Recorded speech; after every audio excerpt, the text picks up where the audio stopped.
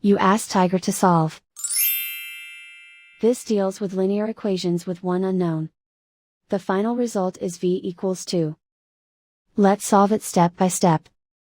Group all m terms on the left side of the equation. Subtract 9v from both sides.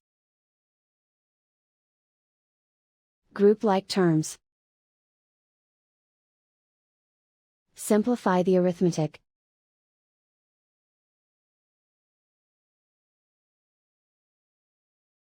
Group all constants on the right side of the equation. Subtract 14 from both sides.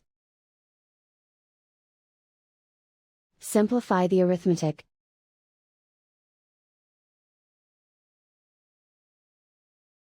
Isolate the m. Divide both sides by -7.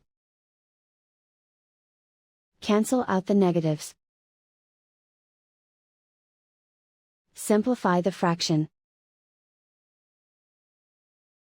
Cancel out the negatives. Find the greatest common factor of the numerator and denominator. Factor out and cancel the greatest common factor.